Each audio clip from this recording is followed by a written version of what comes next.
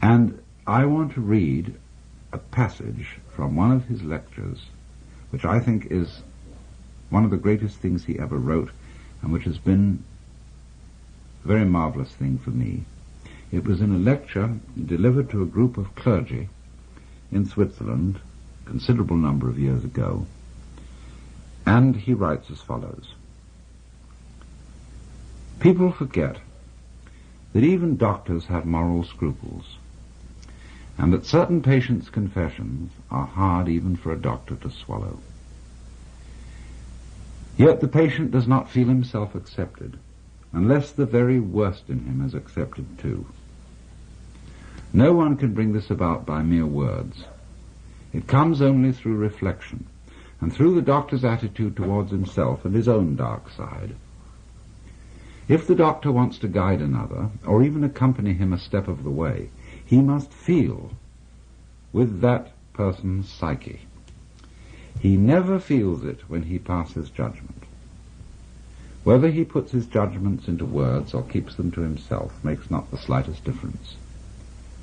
To take the opposite position and to agree with the patient offhand is also of no use. Feeling comes only through unprejudiced objectivity. This sounds almost like a scientific precept, and it could be confused with a purely intellectual, abstract attitude of mind. But what I mean is something quite different.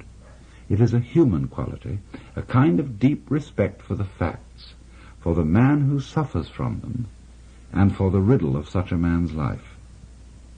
The truly religious person has this attitude. He knows that God has brought all sorts of strange and inconceivable things to pass, and seeks in the most curious ways to enter a man's heart.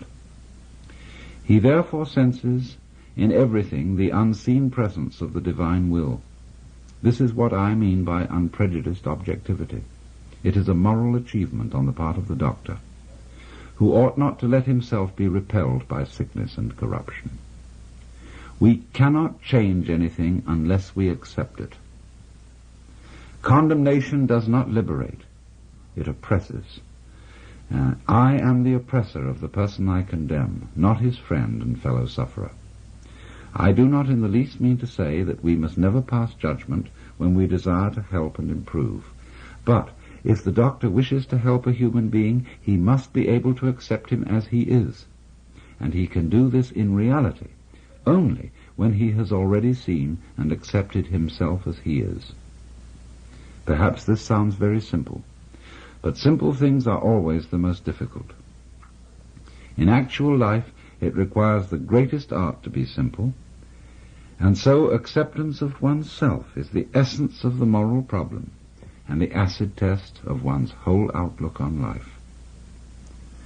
That I feed the beggar, that I forgive an insult, that I love my enemy in the name of Christ, all these are undoubtedly great virtues. What I do unto the least of my brethren, that I do unto Christ.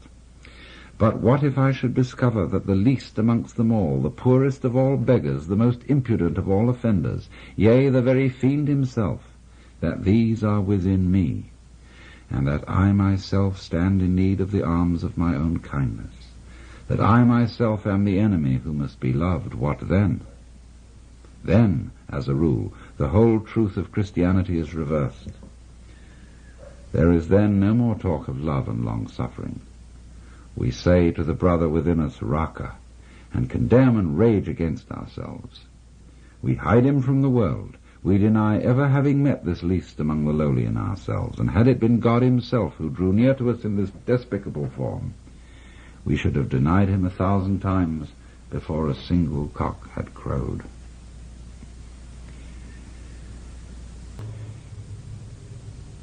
Healing may be called, Jung says, a religious problem. In the sphere of social or national relations, the state of suffering may be civil war, and this state is to be cured by the Christian virtue of forgiveness and love of one's enemies. That which we recommend with the conviction of good Christians as applicable to external situations, we must also apply inwardly in the treatment of neurosis. This is why modern man has heard enough about guilt and sin.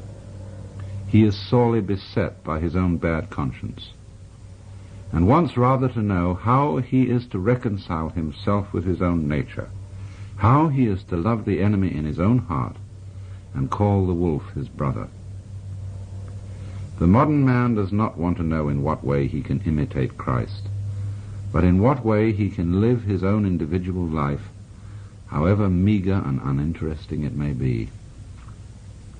It is because every form of imitation seems to him deadening and sterile that he rebels against the force of tradition that would hold him to well-trodden ways. All such roads for him lead in the wrong direction. He may not know it, but he behaves as if his own individual life were God's special will which must be fulfilled at all costs. This is the source of his egoism, which is one of the most tangible evils of the neurotic state. But the person who tells him he is too egoistic has already lost his confidence, and rightly so, for that person has driven him still further into his neurosis. If I wish to effect a cure for my patients, I am forced to acknowledge the deep significance of their egoism. I should be blind indeed if I did not recognize it as a true will of God. I must even help the patient to prevail in his egoism. If he succeeds in this, he estranges himself from other people. He drives them away, and they come to themselves as they should, for they were seeking to rob him of his sacred egoism. This must be left to him, for it is his strongest and healthiest power. It is, as I have said, a true will of God, which sometimes drives him into complete isolation. However wretched this state may be, it also stands him in good stead, for in this way alone can he get to know himself and learn what an invaluable treasure is the love of his fellow beings. It is, moreover, only in the state of complete abandonment and loneliness that we experience the helpful powers of our own natures. When one has several times seen this development at work, one can no longer deny that what was evil has turned to good, and that what seemed good has kept alive the forces of evil. The archdemon of egoism leads us along the royal road to that ingathering which religious experience demands. What we observe here is a fundamental law of life, enantiodromia, or conversion into the opposite. And it is this that makes possible the reunion of the warring halves of the personality, and thereby brings the civil war to an end. End of quote.